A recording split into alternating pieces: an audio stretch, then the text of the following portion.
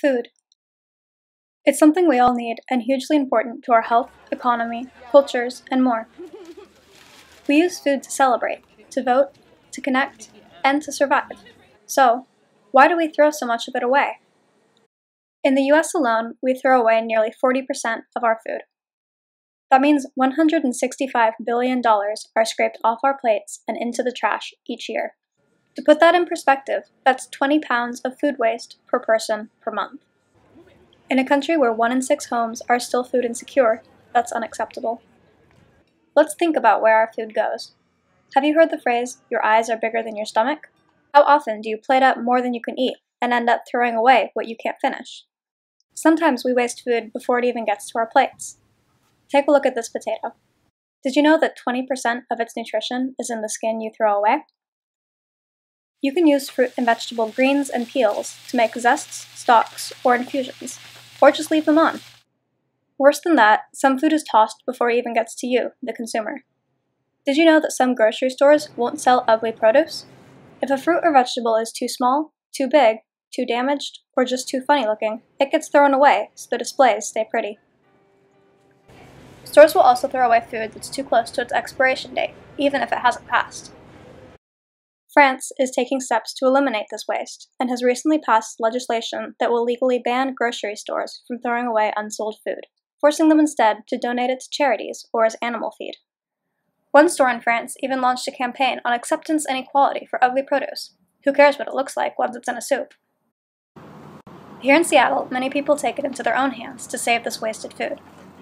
Somebody hold this one. I'm gonna open the other one. While dumpster diving isn't legal in all situations, some people take advantage of the bounty.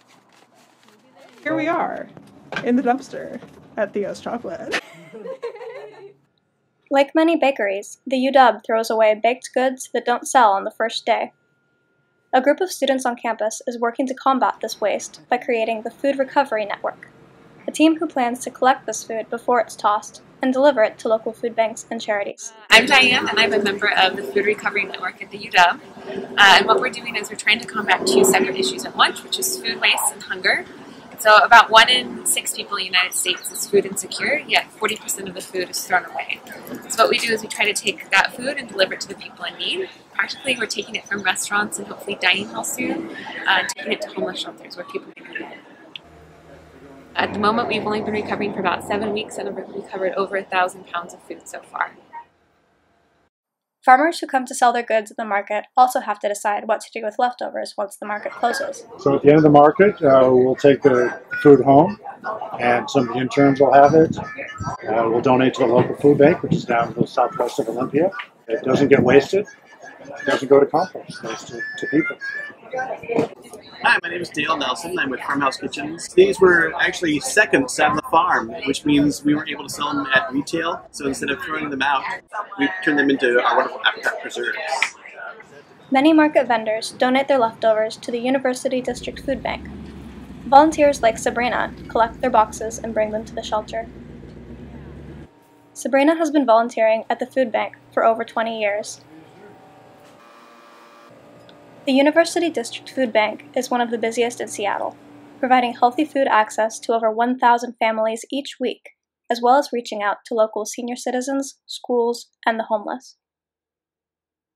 As consumers in Seattle, we throw away about 100,000 tons of food and food-related waste a year. The city hopes to change this, however, and beginning on July 1st, it will be illegal to throw food waste in the trash. This means whatever you don't eat must be tossed in your home compost or your designated food and yard waste bins to be collected on trash day.